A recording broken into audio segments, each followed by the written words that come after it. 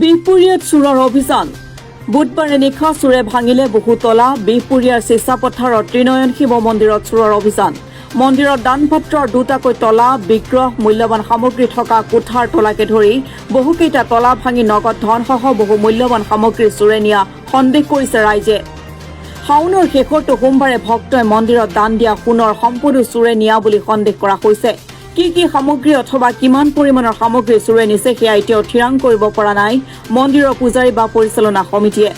ঘটনাস্থলীত বিহপুৰীয়া আৰক্ষী উপস্থিত হয় ঘটনা তদন্ত আৰম্ভ কৰিছে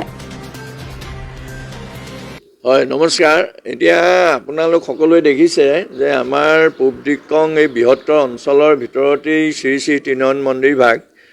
অতি পুৰণি আৰু ইয়াৰ প্ৰতিষ্ঠা কালৰ পৰা এই মন্দিৰৰ এটা বিশেষত্ব আছে এই মন্দিৰ ভাগত যিসকল ভকত বৈষ্ণৱসকলে আহি ইয়াত দান বৰঙণি আগবঢ়ায় সেৱা আগবঢ়ায় আৰু আশীষ লয় তেখেতসকলৰ মনৰ বাঞ্ছা পূৰণ হয় বুলি এটা আমাৰ দৃঢ় বিশ্বাস আৰু এই লৈ পেলাই আমাৰ যোৱা শাওণ মাহৰ পৰা অনেক অসমৰ বিভিন্ন ঠাইৰ পৰা চুকে কাণে আমাৰ ভকত বৈষ্ণৱসকল এই মন্দিৰ ভাগলৈ আহিছে ইয়াত যোৱা শেষৰ যিটো শাওণ মাহৰ সোমবাৰ আছিলে এই সোমবাৰত হাজাৰতকৈ অধিক ভকত বৈষ্ণৱ ইয়াত সমাগম ঘটিছে আৰু অনেক ভকত বৈষ্ণৱবৃন্দই ইয়াত দান বৰঙণি দ্ৰব্য বস্তু টকা পইচা ইয়াত আগবঢ়ায় এতিয়া আমাৰ এই মন্দিৰ ভাগত সোণৰ ফুল পৰ্যন্ত যোৱা শাওণ মাহৰ সোমবাৰত আগবঢ়াইছে এতিয়া আমি ক'বলৈ বিচাৰিছোঁ যে আজি যোৱা ৰাতি কিমান সময়ত এই চুৰ চাফাইটো হ'ল আমি গম নাপাওঁ প্ৰায় আমাৰ 4টা বজাত আমাৰ ভকত বৈষ্ণৱসকলে ৰাস্তাৰ কাষতেই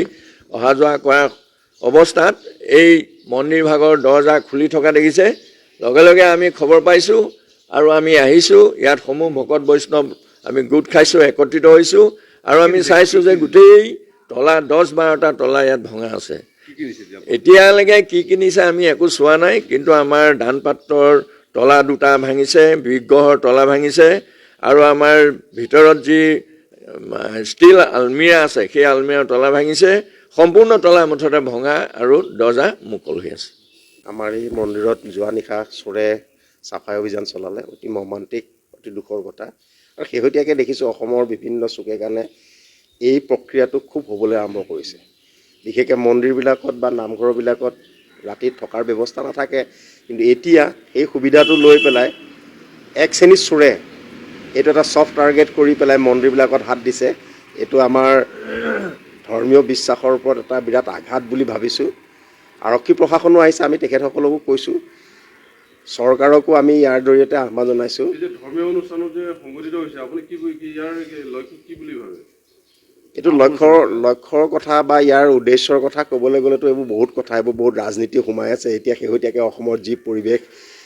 গঢ়লৈ উঠিছে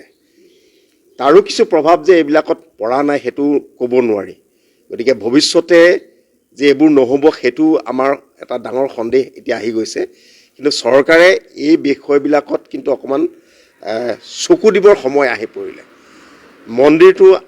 ৰাইজে পাতে কিন্তু ইয়াৰ ৰক্ষণাবেক্ষণা পুলিচ প্ৰশাসন বা চৰকাৰে অকণমান চকু দিয়াটো প্ৰয়োজন কিন্তু লখিমপুৰৰ পৰা পূৰ্ণকান্ত গগৈৰ ৰিপৰ্ট গণ অধিকাৰ লাইভ